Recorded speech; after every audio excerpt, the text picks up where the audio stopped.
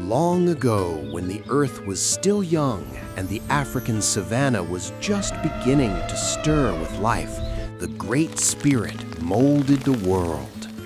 Among the very first living things he placed upon the red, dusty soil was the baobab tree.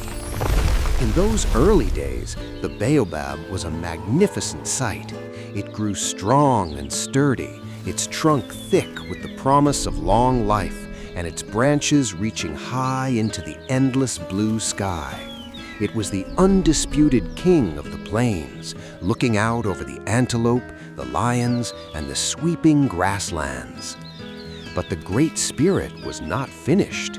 He continued to create, bringing forth a magnificent array of flora to decorate the continent. And this is where the trouble began. First came the elegant palm tree. It shot up toward the heavens, its slender trunk swaying gracefully in the warm breeze. The baobab watched the palm and felt a sudden pang of envy. "Great Spirit," the baobab called out, its voice rumbling like distant thunder. "Look at the palm. It is so much taller and more graceful than I am. Make me taller." The Great Spirit, loving all his creations, sighed but granted the request, giving the baobab an extra stretch of height.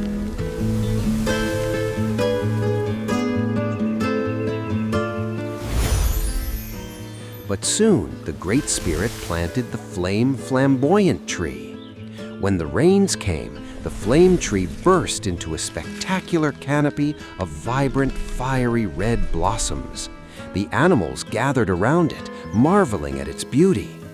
The baobab, looking at its own modest green leaves, grew bitter. "Great Spirit," it cried out again, louder this time. "Look at the flame tree. Its flowers are brilliant and beautiful, while I am plain. Give me magnificent flowers."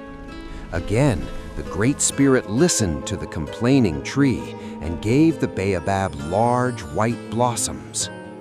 Next, the Great Spirit created the fig tree, which soon bowed under the weight of sweet, succulent fruit. The birds and monkeys flocked to its branches, singing and feasting. The baobab could not stand it. "Great Spirit," it demanded, its voice now a relentless whining bellow. "The fig tree has sweet fruit that everyone loves. I want sweeter fruit.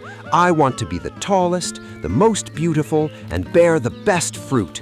I must be the greatest."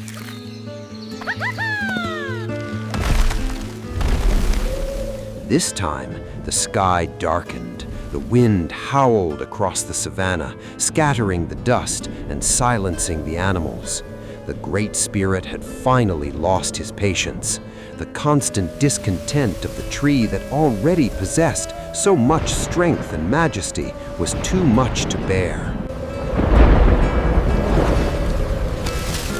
With a mighty hand, the Great Spirit reached down from the heavens. He grabbed the baobab by its thick, boastful trunk and yanked it completely out of the earth.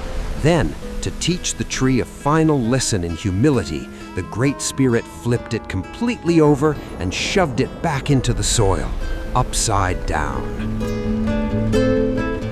From that day on, the baobab tree never spoke another word of complaint. Its mouth was stuffed full of earth.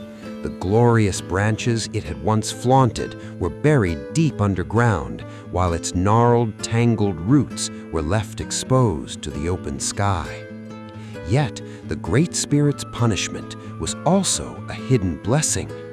In its upside-down state, the mighty trunk became a massive reservoir, expanding to store thousands of gallons of water to survive the harshest droughts.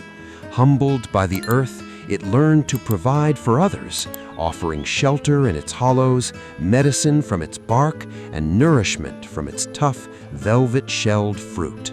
It lost its vanity, but in doing so, the baobab became the enduring tree of life, grounded, resilient, and forever revered by the people and animals of the savanna.